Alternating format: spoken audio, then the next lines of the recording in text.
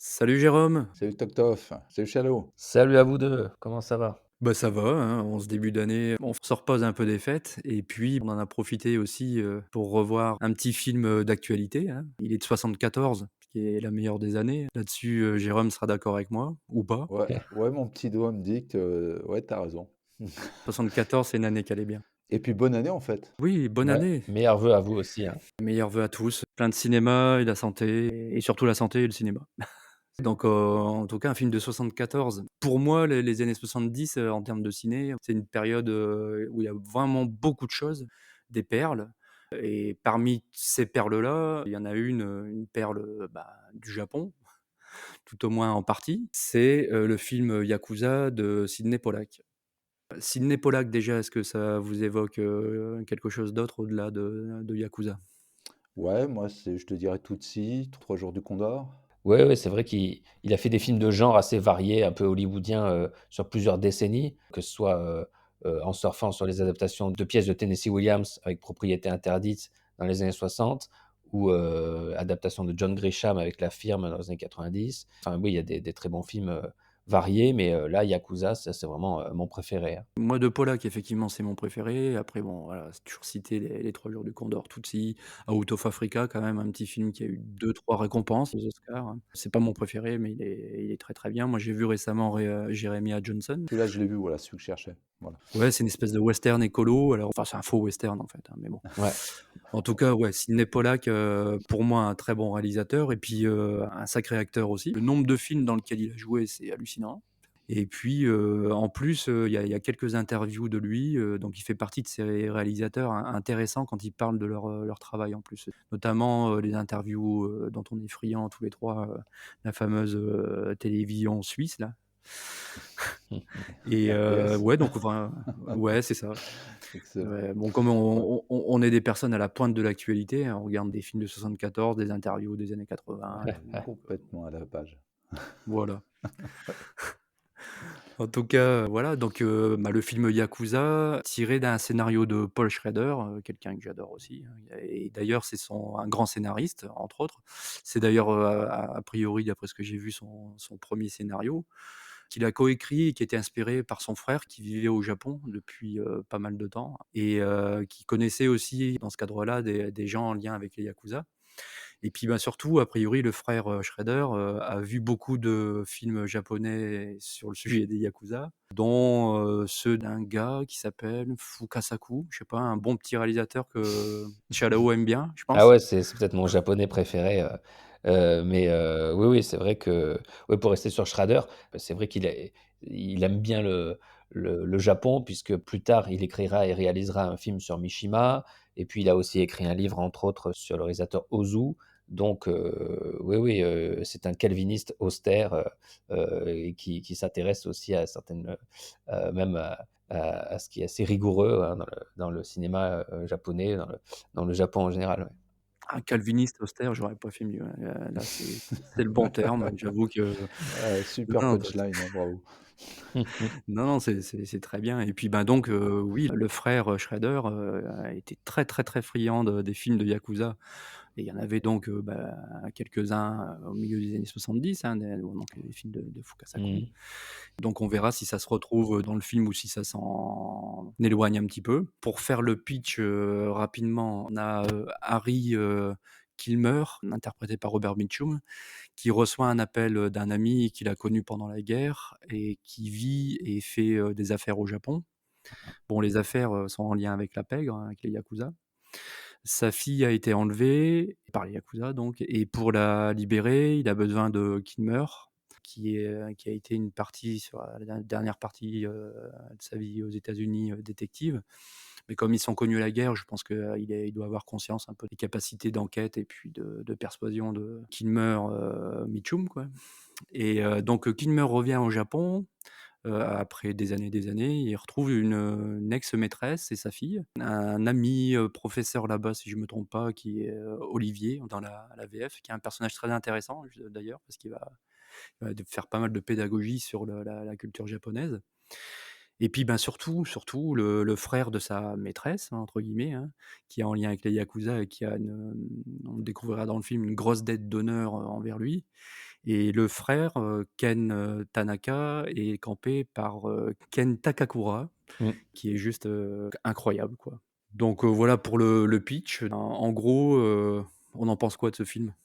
Écoute, je l'ai revu, je l'avais vu récemment et j'avais envie de le voir déjà. J'avais adoré et le revoir une deuxième fois, ça me l'a encore plus. J'ai encore plus aimé que la première fois. Parce que j'ai vu certaines subtilités que j'avais pas remarquées. Parce qu'aussi, après que j'avais vu The Yakuza, bah, je me suis fait une petite période Fukasaku avec les Yakuza Eiga de Combat sur Côte d'Honneur.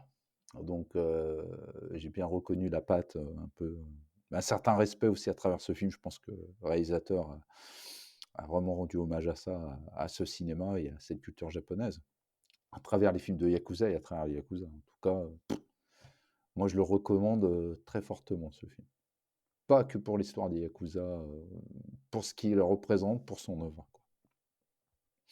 Ouais, moi aussi, je trouve que cette coproduction, américano-japonaise est vraiment, très fidèle au style du film de yakuza. Alors, je pense que c'est plutôt le film de yakuza chevaleresque, hein, le Ninkyo, qui respecte le code d'honneur, des années 60, début des années 70. Donc c'est un peu le genre qui précède un peu le Fukasaku, où là, il y a des combats sans code d'honneur et donc forcément, ils ont pris, Ken Takakura, qui est pour moi plus important presque que Mitchum dans le film, parce que c'est une vedette de ce genre-là, dont Le Chant du cygne est, pour certains, le film, de Hideo Gosha, Les Loups, hein, au début des années 70 dans le genre, yakuza, assez, traditionnel et oui, je trouve que c'est un excellent film, ouais. Ouais, pour rebondir, rapidement sur ce que tu as dit et effectivement, bon, j'ai un peu révisé comme toute personne sensée doit le faire, mon Arnaud Lanuc, hein. Ça bon, si vous connaissez pas Arnaud Lanuc, bah, déjà, c'est que vous avez raté votre vie et puis, bah, donc, vous allez voir sa chaîne, vous vous abonnez. Il a fait, entre autres, bah, une excellente, vidéo, sur les yakuza et où il explique effectivement les 2 types de films de yakuza et là-dessus, je suis d'accord avec toi parce que je me disais en regardant le film qu'il était à une période où à l'ère entre guillemets, Fukasaku. Comment s'appelle ce type de cinéma de yakuza un peu plus violent et réaliste? Je crois que c'est Jitse-Raku, quelque chose comme ça. Alors que le film dans sa forme, se rapproche plus du Ninkyo, c'est ça? Oui, pour moi, voilà, ça ressemble plus au film plus classique Ninkyo, un peu antérieur, mais bon, on va dire que première moitié des années 70, c'est peut-être une période de transition entre les 2 genres. C'est ça et justement, j'ai trouvé ça intéressant parce que, bah, il y a encore, on y reviendra après, mais effectivement, le fameux code d'honneur des yakuza, le Ninkyo-do, si je prononce bien, qui est, un peu inspiré a priori du code du Bushido, des Les samouraïs. Enfin samouraïs, bref, ouais. le film est très pédagogique là-dessus et puis voilà, c'était juste pour faire un petit aparté, mais bon, effectivement, je l'avais vu il y a quelque temps, mais là, en le revoyant, ça va être vraiment d'une grande platitude parce que, on va détailler au fur et à mesure. Mais moi, le Yakuza de Polak, je n'y vois que des qualités dans tous les domaines.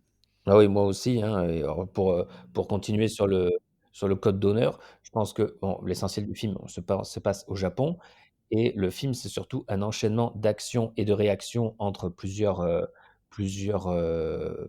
clans, plusieurs camps de yakuza, pour simplifier et dès que forcément, il y a une cause qui entraîne une conséquence. Parce que dans le code d'honneur, il y a des obligations et forcément, dans tel cas, on est obligé de faire des représailles. Dans tel autre cas, Ken Takakura, il a une dette envers Mitchum, donc il est son obligé et il va l'aider et il va agir jusqu'au bout, jusqu'à risquer sa vie pour l'aider et oui, c'est assez fascinant quoi, la manière dont c'est organisé et en effet, le film est un film très accessible, c'est fait intelligemment, oui, pour le public, occidental.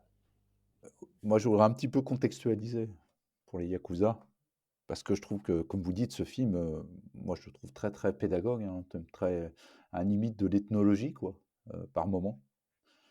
Et c'est vrai, comme tu parlais avec son ami, là, qu'il avait, bah, ses trois amis à l'époque, Mitchum, qu'il a rencontré bah, pendant la Seconde Guerre mondiale, quand les Américains ont occupé le Japon. Donc, c'est voir en fin de compte aussi que, bah, il y a eu un traumatisme après-guerre et aussi voir comment les son ami Olivier s'est imprégné de cette culture, comme Mitchum. Et j'adore la scène d'introduction du film, le générique là, avec la petite phrase, je ne sais pas si vous vous rappelez, qui explique un petit peu les origines. Ah mais rien que le générique est magnifique avec, Ouais. Déjà, oui, la musique, le la générique, musique, le l'image, sang, l'image, oui, Les tatouages dorsaux de Yakuza. les tatouages, ouais, c'est magnifique. exactement. Puis les contrastes de couleurs et de lumière aussi à travers le générique. Puis la musique qui l'accompagne super bien, c'est vraiment été bien réfléchi. Et de ce que j'essaie, c'est que les Yakuza, en fin de compte, ils sont en fin de compte, les Yakuza, leur origine, bon après il y a eu plusieurs hypothèses, après on en fait ce qu'on veut. Ce sont en fait des gens plutôt pauvres, des exclus de la société, et ils sont apparus à partir de l'ère Edo. Donc l'ère Edo, c'est à partir de la période de Tokugawa, c'est vers 1600, elle s'est arrêtée en 1868 à l'ère Meiji. Et à cette période, donc le terme Yakuza, en fait, représente un chiffre, parce qu'en fait, c'est un jeu, je crois, un jeu de cartes. C'est 893, et en fait, ça fait Yakuza. Et à partir en fait, il y a deux hypothèses que j'ai trouvées, je trouve intéressantes. La première, en fin de compte, les Yakuza, c'est des héritiers, on va dire, des jeux d'argent qui animaient dans les foires ou des marchands ambulants. Et en fait, c'était des familles où les rebuts de la société se retrouvaient. Et d'où leurs ancêtres, on veut dire, se sont transformés en Yakuza, un peu la mafia japonaise, si on veut être un peu plus occidental. Et déjà, à cette époque, il y avait le rite du tatouage qui est très important, et aussi le doigt coupé. Comme j'ai dit tout à l'heure, mon petit doigt m'a dit un truc. Et la deuxième hypothèse est un peu différente, parce qu'ils disent que ce seront plutôt des nobles et des serviteurs des villes, on les appelle les mashiyako, et qui venaient un peu, en fait, des samouraïs sans maître, et qui devinrent des bandits, il y en avait d'autres qui s'appelaient les kabukimono, et qui se sont fait un peu les fous, et qui aidaient aussi un petit peu les habitants qui avaient aucun pouvoir, un peu les rebuts de la société, les pauvres, ou un peu les Robins des Bois, si vous voulez, les défenseurs des plus faibles. Après, c'est des hypothèses, hein. Après, il y en a qui disent que c'est ça, il y en a qui disent que c'est l'autre. Donc après, moi, je suis pas historien, je suis pas spécialiste, donc j'en ai aucune idée. Après, je sais que l'organisation des Yakuza, c'est un peu comme la mafia qu'on connaît, la mafia italienne, italo-américaine, sicilienne. Tu as toujours des leaders jusqu'au plus bas. Il y a un certain code d'honneur, évidemment, on en a parlé. Il y a des rituels. Ils ont gardé donc le seppuku, pardon, le harakiri. Il y a aussi le fait du doigt coupé, je crois que ça s'appelle du yubi tsume. Et c'est par rapport à un manquement à leur devoir quand ils se coupent le doigt. Et dans le film, en plus, on va en parler, c'est quelque chose de très très important, le fait de se couper le doigt. Et les tatouages aussi que je trouve intéressant, c'est que, en fin de compte, si on remarque bien les tatouages dans tous les films de Yakuza que j'ai vus, vous avez vu qu'il y a des parties qui sont très blanches et très tatouées. C'est parce qu'en fait, on veut garder les parties visibles pour cacher les tatouages, en fait, à travers leurs vêtements. Donc c'est une importance. Et chaque tatouage aussi a, on va dire, une représentation à travers la puissance, le courage, le symbole aussi. J'ai vu de la vie éphémère qui est très importante pour la culture japonaise, le fleur de cerisier. C'est-à-dire que la vie tient pas grand-chose. Donc voilà. Et de ce que j'ai vu, je sais que les Yakuza, au jour d'aujourd'hui, sont moins importants, on va dire, que dans les années 60, ils étaient 180 000 quand même. Aujourd'hui, il doit être à 50 000. Et je sais que, je crois il y a une loi qui était votée au Japon comme quoi les Yakuza sont très, très, très, très réprimandés par le gouvernement japonais. Après,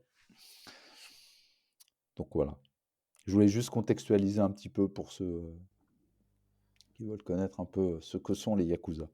Ah ouais, en effet, tu étais très complet. Le film justement fait très bien cette pédagogie en expliquant l'organisation, peut-être pas l'origine, mais tout au moins les rites, ça là d'ailleurs le film, après la scène d'intro, après le générique commence par la fameuse scène qu'on voit dans beaucoup de films de yakuza, où ils sont penchés comme ça avec la main, enfin ça fait vraiment partie des rituels, quasiment ancestraux, hein, qui sont ceux des yakuza. Je trouve que le film là-dessus est vraiment pédagogique par le biais du personnage de son ami qui, si je me trompe pas, est professeur, là-bas. Donc il y a toute une explication de la culture japonaise, toute une explication aussi de l'organisation des yakuza, où on nous explique, voilà, le chef yakuza, l'Oyabun, les lieutenants, les conseillers. Il va y avoir tout un voyage à travers justement ce mode d'organisation entre guillemets, hein, quand même malgré tout, criminel au Japon. C'est imbriqué dans l'histoire et c'est vraiment, pour le coup, tout à fait digeste parce que c'est pas asséné, en mode, court sur l'histoire du Japon et c'est fait avec beaucoup de respect, je trouve. Oui, en effet, je trouve, aussi que c'est qu'il y a un très bon scénario et je trouve que ce qui est intéressant et accessible pour nous, c'est que, le Japon qui est vu par, les yeux d'un personnage américain, même d il y a plusieurs personnages américains, ça je trouve ça intéressant. Pour moi, il y en a 3 en gros, enfin qui m'ont intéressé, et chacun a un regard différent. Robert Mitchum, c'est l'américain qui a déjà vécu au Japon et il connaît et comprend très bien, la société japonaise en général et le code d'honneur yakuza en particulier. Donc vraiment, il est bien adapté à ça et donc il est bien allié à Ken Takakura d'ailleurs, qui est vraiment un personnage encore plus intéressant. Donc enfin, il est ami avec un yakuza. Ensuite, un 2e personnage américain, c'est, George Tanner, hein, l'ami de Mitchum, qui est diamétralement opposé à lui, parce que c'est un Américain dont la parole n'est pas fiable, puisqu'à un moment donné, il essaye d'escroquer un yakuza et il n'hésite pas à essayer de faire assassiner son ami Mitchum. Donc c'est un personnage d'Américain presque un peu caricatural, parfois. C'est vraiment l'Américain, qui ne respecte pas du tout, l'honneur, qui n'est pas du tout réglo. Et puis entre les 2, un personnage un petit peu intermédiaire, c'est le personnage de Dusty, qui a un second rôle. C'est un jeune Américain, qui vit au Japon, qui reçoit, Mitchum pour être un peu son garde du corps et on dirait que ce jeune Américain, il vit au Japon, peut-être en Américain, qui a assez riche, peut-être qu'il vit avec d'autres Américains. En tout cas, il vit au Japon sans trop bien connaître la culture japonaise, mais au fil de ces scènes, il va être étonné de ce qu'il découvre de cette culture et il va un petit peu s'élever, un petit peu moralement, si j'ose dire, et jusqu'à, comprendre le code d'honneur et jusqu'à, se sacrifier de manière chevaleresque et honorable en tentant de sauver, une femme. Donc voilà, il y a plusieurs personnages d'américains, enfin d'occidentaux et leur rapport au Japon qui fait que c'est plus accessible, en tout cas pour moi.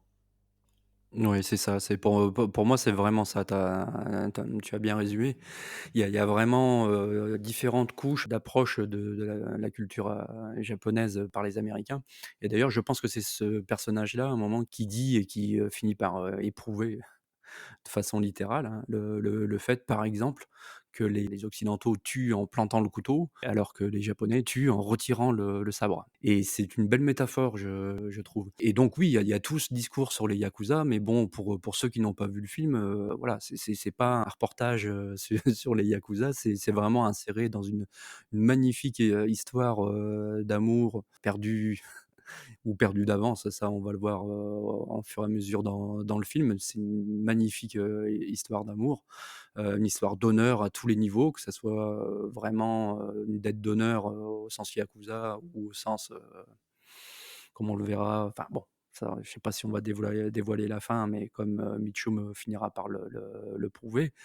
Après en termes, cinématographiques, pour faire vite, bah, la réalisation c'est est d'une classe, totale. La photographie est absolument magnifique. Très bon scénario, une musique incroyable, on sent la puissance de la culture japonaise, il y a des liens qui ont été faits. De toute façon, ça avant qu'on le dise, c'est bon, d'autres y avaient pensé, mais dans l'ambiance du film, que ce soit au niveau de la photographie, de la musique, il y a des choses qu'on retrouvera, des ambiances qu'on retrouvera plus tard dans des films comme Blade Runner. Toute la partie musicale avec le saxophone, la pluie et puis, ben, après par extension dans Black Rain. Je pense que Ridley Scott a dû regarder ce film, hein, j'ai l'impression. Mais en termes de film, c'est énorme. Alors au-delà de ce qu'on va continuer à creuser en termes de culture, d'exposition de la culture japonaise, c'est déjà très bien, mais en termes de film, pour moi, c'est une claque, c'est une perle. Alors moi, si je voulais rajouter quelque chose, parce que vous avez dit beaucoup de choses auxquelles je suis d'accord. Bah déjà, moi je trouve que le film, il a un grand respect pour les mœurs et la culture japonaise, mis à part, bien sûr, on parle de Yakuza dans le film, il n'y a pas que ça, quoi. Déjà, moi, ce qui m'a marqué, moi, dans le film, déjà, c'est, comme vous avez dit, Dusty tout à l'heure, c'est ça que tu disais, Shallow. Et à un moment, il demande à Ken, il lui demande le sens du mot fardeau. Et, et, et il lui explique en fait en fait, il a une dette envers Mitchum, mais pour lui, c'est un fardeau aussi. C'est pas forcément parce que dans sa culture, c'est quelque chose qui est complètement, diamétralement opposé à la culture de Dusty, quoi. Et c'est des choses qu'il a du mal à comprendre. Même si vous vous souvenez la scène quand il discute avec la fille Saiko, je crois qu'elle s'appelle, la, celle qu'il avait sauvée au Japon, Robert Mitchum. Ben, elle a une fille et à un moment, il discute entre Dusty et elle, et elle lui explique un petit peu avec le bol, tout un peu comment il découvre à travers toutes ces représentations. Et même, comme vous l'avez dit à la fin, il se sacrifie quelque part parce que je pense qu'il a même compris, sans trop spoiler le film, que quelque part lui aussi il s'est fait avoir et commence à avoir un certain sens de l'honneur pour aller jusqu'au bout pour sauver ceux qui protègent. Et je trouve ça, c'est vraiment très très bien écrit, très, très subtil. Et aussi, ce que j'ai aimé dans le film, c'est qu'il y a un décalage entre les traditions japonaises et c'est quand même bien montré entre ouais, la culture et puis les traditions et la culture américaine. Et je trouve que Dusty, c'est le personnage vous voyez ce que je veux dire, je pense qu'il a été écrit aussi pour ça dans le film. Et aussi montrer que la mentalité japonaise et sa rigueur très, très, très dure et très froide, dans son système, je veux dire, au Japon, fait que ça peut surprendre sur le coup. Mais le film, je trouve qu'il est très bien fait pour montrer qu'en fin de compte, on n'est pas si loin que ça, quoi. Même quand on voit Robert Mitchum, qui est quand même bien plus imprégné de cette culture, malgré ça, il se rend compte de certaines choses et même à la fin, il a un changement assez radical dans son attitude et dans sa bravoure, on va dire. Et je pense même pas qu'il était prêt à le faire, quoi. Donc, pour ça, moi, je dis chapeau pour le film. Mais il a un côté violent aussi, il a un côté dur, il a un côté sans concession, viscéral et sombre aussi. Mais il y a quand même des moments de légèreté dans le film qui font du bien. Bah, comme par exemple avec le personnage d'Olivier, son copain là, qui est joueur d'échecs, je ne sais pas si vous vous souvenez, qui a arrêté de faire du sport quand il lui parle de j'ai arrêté de jouer aux échecs parce que mon cœur ne tient pas, mais qui amène une certaine légèreté, une certaine bienveillance à travers ce qu'il vit au Japon et à travers ce qu'il comprend de ce pays. Mais, euh, mais ce qui m'a touché, quand bon, Ken Takakura, vous avez tout très bien dit sur lui, j'ai rien d'autre à rajouter. Il est vraiment, je pense, que c'est celui qui est vraiment au-dessus, même si je trouve que Mitchum et lui, ils font un très bon duo. Et même Michou m'a quand même assez surpris dans le film, dans, dans sa façon de se. Il est bouleversant quelque part de se renfermer sur lui-même, dans sa façon de jouer aussi, montrer une certaine fragilité, mais il a un côté quand même assez dur au départ, assez désenchanté, assez mélancolique, mais on voit sa fragilité, mais c'est toute l'humanité qui se dégage à travers ce personnage. Je trouve ça très très bon dans le film en tout cas. Mais comme disait Chalao, pour moi, ce film, il est complexe et subtil aussi. Parce que, comme je vous disais, ce côté un peu ethnologique, ça veut dire on tombe jamais vraiment dans un certain manichéisme. Et puis je trouve que c'est une histoire qui déchire dans tous les sens du terme, quoi.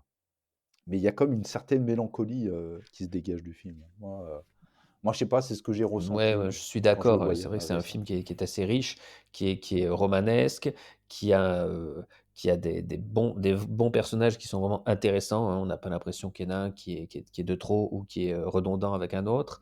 Et puis, oui, c'est un film qui est un film sur le Japon, c'est un film, c'est un film de genre en même temps, c'est aussi un petit peu un film d'action parce que Ken Takakura, comme tu l'as dit, moi, c'est mon personnage préféré parce que c'est l'allié de Mitchum, mais on voit que c'est un prof de kendo, donc il a des combats, au sabre, notamment dans la grande scène d'action finale, qui est une scène d'action longue, surtout pour l'époque, avec et qui est bien filmée quoi, avec de des scènes de combat au sabre, filmées en plongée, hein, même avec des plans zénithaux qui nous permettent de bien voir, du dessus, la disposition des personnages dans la pièce et pour la chorégraphie de combat. Et donc oui, en effet, c'est un film intense, mais encore une fois, comme tu l'as dit, la grande scène d'action finale est suivie d'une double scène, d'épilogue, toujours liée au sujet du film qui est l'engagement, l'honneur, la loyauté, donc oui, c'est très riche. Oui, pour la scène d'action à la fin d'ailleurs, il y a un truc qui m'a qui m'a un peu surpris, c'est, le fait que, ben, voilà, l'opposition des 2 méthodes de combat entre guillemets, hein. Mitchum qui va d'ailleurs, à un moment avec, un flingue dans chaque main, tiens. C'est, peut-être un truc qui sera repris un petit peu plus tard. Enfin bon, Ouais, qui n'a été inventé par personne, mais voilà, ouais, ouais, non, la scène d'action de fin, avec, aussi quelques côtés, pas gore, mais voilà, avec des belles projections de sang, bel hommage au cinéma japonais. Oui, c'est pour moi, c'est une grande réussite, ce film. L'acting est très bon. Mitchum, effectivement, pour reprendre un terme que Shalao aime bien, aime beaucoup même, c'est en acteur vieillissant. Il est, en plus, c'était une bonne période pour lui parce que j'ai l'impression qu'il porte un petit peu sur sa tête, les stigmates du trop de Pulque au citron qu'il a dû boire ou d'Évian ou de Perrier, hein, je pense, hein. Donc il a une tête un petit peu, voilà, ouais, c'est ça. 51. Il a une tête un petit peu éprouvée par toute cette vie trop saine qu'il a vécue et d'ailleurs sur les films qu'il fera plus tard, après 74, je pense qu'il a eu une période où il s'est peut-être un peu repris, au niveau de sa santé. Je le trouve plus marqué dans ce film-là que dans certains films qu'il a fait après, même s'il en a pas fait 50, après non plus. Mais je trouve que ça correspond bien avec le côté désabusé de son personnage qui quelque part, sait ou pense être passé à côté de sa vie, par rapport à sa séparation avec sa maîtresse. Mais Exactement. bon voilà, qu'est-ce que je peux dire? Voyez ce film, c'est une pépite, c'est vraiment un grand film, voilà. Ah, si je peux rajouter quelque chose, c'est pour la mise en scène parce que tu en as parlé, mais moi, ça m'a quand même bluffé. Bah, déjà, il y a 2 grosses scènes d'action, hein, dans le film. Il y a celle chez Olivier là, la première scène où il y a la confrontation avec les yakuza quand ils viennent d'enlever, bah, la Aiko et sa fille chez Olivier. Puis après, il y a la scène finale chez Tono et je trouve qu'elle est assez longue quand même. Elle dure quand même pas mal de temps cette scène et moi sincèrement au niveau du découpage, du montage, des chorégraphies et même au niveau des idées, comme tu as dit Chalao, les plans vus de dessus, on passe à un gros plan sur Ken Tanaka. Après, on voit les yakuza en gros plan, on voit les sabres d'un coup qui arrivent devant et puis en même temps avec le contraste, le côté un peu rentre dedans, peut-être un peu western de Mitchum. Je veux dire, le contraste est vraiment bien amené et je sais que le film, donc vu que c'est une coproduction américano-japonaise, et je trouve que c'est aussi l'intelligence du réalisateur, c'est qu'il a fait appel à, je crois, un directeur de la photo, et aussi au niveau du décor. Il a fait appel à deux. Attends, je crois que j'ai les noms. Alors le décor, c'est. Alors si je me trompe sur la prononciation, ben vous me faites seppuku. On peut pas, c'est toi qui dois le faire. Euh, ouais, je sais. Euh, Yoshiyuki Ishida, c'est celui qui faisait les décors. Et pour la photographie, ça se sent quand même. C'est Kozo Okazaki. Et franchement, là-dessus, il a été très très intelligent, je trouve, le réalisateur. Il y a aussi je trouve qu'il y a des très bons choix esthétiques. Et puis, il y a aussi des scènes qui marquent, comme la scène du dojo, là, quand ils font du kendo, qui est quand même assez belle à voir et qui représente bien aussi dans l'espace, la spatialisation, vous voyez ce que je veux dire, tous les combattants, aussi l'importance de Ken à travers le dojo, comment c'est mis en scène. Il y a la scène aussi où quand Robert Mitchum il se fait attaquer là, dans une sorte de piscine hammam, à travers on voit le Yakuza qui nage sous l'eau, là, avec on voit son tatouage. Il y a quand même franchement, et il y a toute la scène aussi quand il va voir le frère de Ken, qui est un haut gradé parmi chez Yakuza. Et on voit toute la scène quand il accompagne, on le voit descendre les escaliers jusqu'à arriver jusqu'au parc où il lui parle du symbole là, sur le sable. Franchement, il y a beaucoup de scènes, en tout cas dans le film qui m'ont marqué. Je ne sais pas si vous, c'est votre cas, mais moi, Bah, Sidney Pollack, c'est un grand réalisateur, donc c'est certain qu'il y a un côté esthétique, bon, qu'on peut retrouver dans enfin bon, j'en mange pas mal, de votre faute, hein. Des films japonais en ce moment, et les grands réalisateurs japonais n'avaient rien à envier aux Américains, mais c'est ce qui est super, hein, c'est d'avoir fait cette espèce de crossover entre le Japon et les États-Unis. Pour moi, le seul autre exemple que j'ai, c'est Tora Tora Tora de Fletcher, qui mêle, vraiment les qualités des 2 et avec une vision vraiment honnête du rôle de chacun. Non, c'est un film magnifique, voilà, même si, les gens sont pas passionnés par l'histoire du Japon, en termes d'objets filmiques, c'est absolument magnifique. Il faut pas oublier que c'est de 74, donc au milieu des années 70, on avait, déjà atteint pour moi une espèce, un cap, une espèce de perfection, visuelle qui était déjà là et qui sert en plus le propos, qui sert il y a je veux dire la narration, visuelle est au service de la narration tout court. Il y a pas comme tu disais, il y a des très beaux plans, mais qui font sens. C'est un super film, c'est une perle qu'il faut voir. Voilà, en plus ça vient de sortir, donc voilà, à 1974. Pas si vous le verrez sur Netflix. En tout cas, en tant que cinéphile, en tant que personne qui cherche à découvrir des choses, pour moi celui-là, c'est un immanquable des années 70. Ah ouais, moi je suis d'accord aussi, hein, oui, je trouve qu'en effet, oui, c'est une grande décennie, les années 70 et oui, le film, je crois qu'il y a eu plusieurs lieux de tournage très traditionnels, très bien choisis dans plusieurs villes japonaises. Il y a eu des qualités, de Pollack, même si, Pollack fait d'habitude des films très, très variés et moi j'aime avant tout le film peut-être pour le scénario de Schrader, pour, Mitchum et surtout son acolyte, Ken Takakura qui est très charismatique. Ouais, et si je pourrais rajouter quelque chose par rapport au film, c'est que il y a une mise en tension, pas qu'à travers les combats, je trouve, même des enjeux. Quand on voit par exemple qu'au départ, sans trop spoiler le film pour ceux qui veulent le voir, qu'en fin de compte, Robert Mitchum, il a sauvé la vie, pardon, de Aiko et de sa fille, et qu'en fin de compte, au fur et à mesure, il apprend des choses qu'il ne doit pas savoir. Si vous vous souvenez, il le disait souvent: «Non, tu ne dois pas le savoir», et c'est même le frère que je trouve excellent dans le film aussi, le frère. Moi, je trouve que tous les acteurs sont plutôt bons dans le film, hein. Le frère de Ken, je sais plus son nom. Et, euh, et jusqu'au bout, même jusqu'à la dernière scène du film, on continue encore à rajouter de la tension et de l'émotion, il y a une certaine frustration aussi de tout ce qu'il a vécu, de tout ce qu'il a subi, quoi. Que ça soit Robert Mitchum ou que ça soit Ken. Ah oui, moi aussi je trouve que c'est un film très fin et moi qui suis un passionné de films de yakuza, nippons et bien ça, c'est le seul film, de yakuza «américain» entre guillemets que j'apprécie, mais je le mets carrément, au niveau des meilleurs chefs-d'œuvre, japonais du genre, hein. Bon, bah, donc si ça, c'est pas une référence et si, vous sautez pas pour pour voir ce film, en tout cas, voilà. Bah, je le trouve meilleur Black Rain, hein, donc pourtant Ah, c'est j'adore Black très Rain, hein, différent, c'est mais non, non, là-dessus, de toute façon, on a commencé, aussi, là-dessus, mais je pense que le scénario est tellement bien écrit, tout est enchâssé, et à sa place, très grand film, très grand plaisir de le voir, très grand plaisir d'en parler avec vous et puis, très motivant pour, continuer à creuser la culture japonaise et surtout le cinéma japonais aussi. Ah ouais. Je peux sortir mon katana parce que je viens de penser à une scène je trouve, qui résume bien la subtilité et l'écriture du film.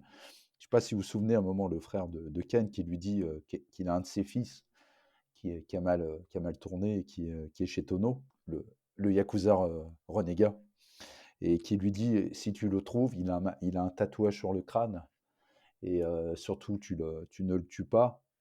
Et à un moment, pendant la scène de combat, on ne sait pas que c'est lui, hein, évidemment, mais après, on voit le chapeau tomber, on voit le tatouage.